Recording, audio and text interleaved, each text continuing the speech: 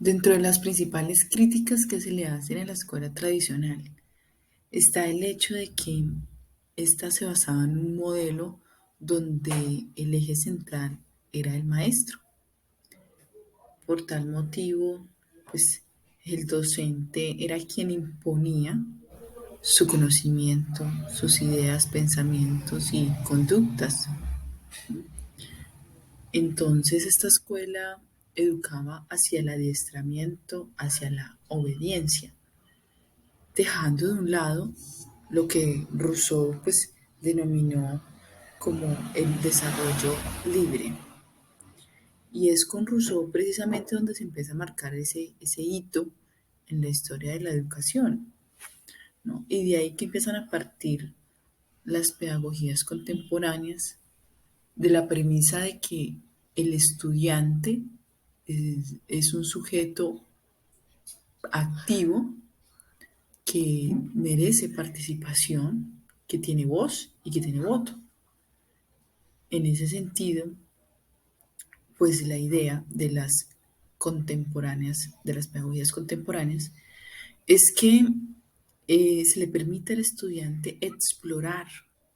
Ya no hay una imposición.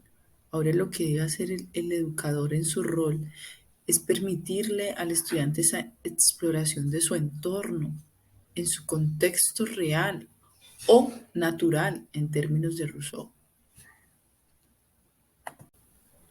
Dentro de las principales críticas que se le hacen a la escuela tradicional está el hecho de que ésta se basaba en un modelo donde el eje central era el maestro. Por tal motivo, pues el docente era quien imponía su conocimiento, sus ideas, pensamientos y conductas.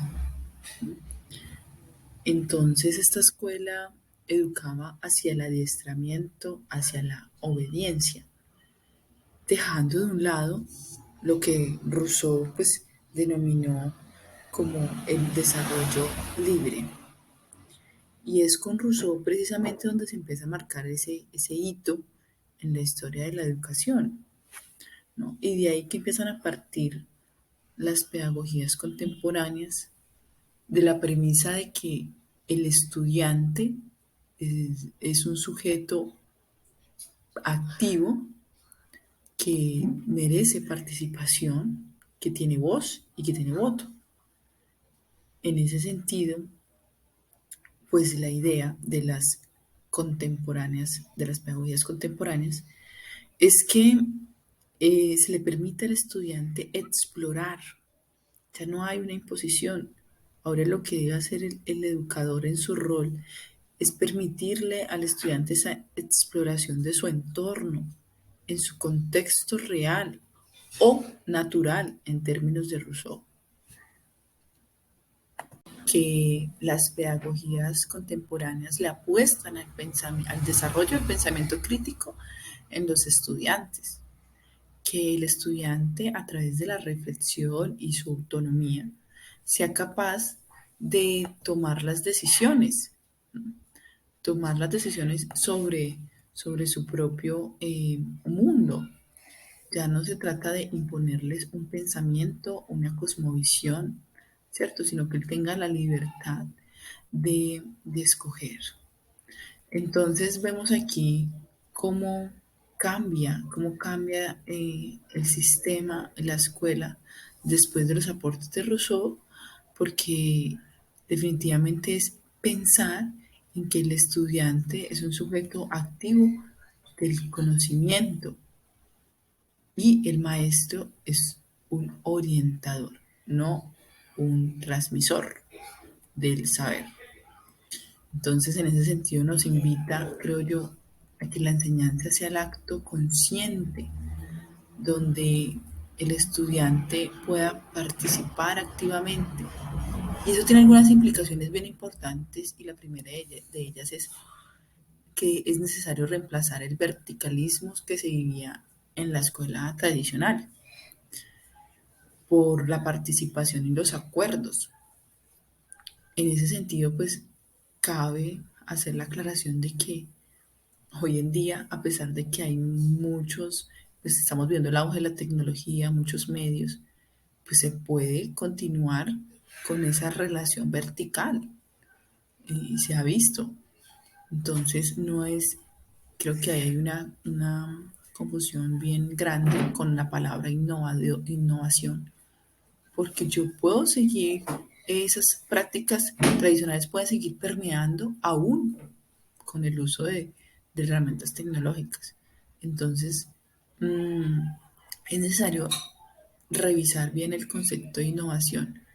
Y si queremos innovar, empecemos por esas relaciones interpersonales, la relación maestro-estudiante que se da de forma ya eh, horizontal.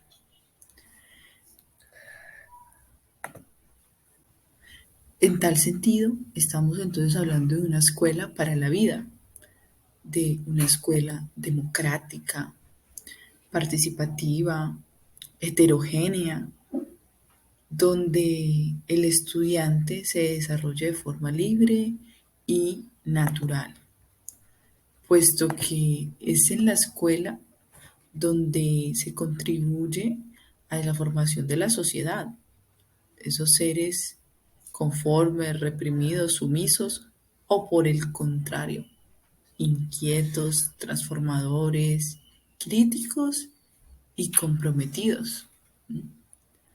Es decir, de allí que la escuela sirva para transformar al individuo. Y si transformamos al individuo, pues obviamente que va a recaer y va a tener que contribuir a la sociedad, porque pues es finalmente el compromiso social de la escuela.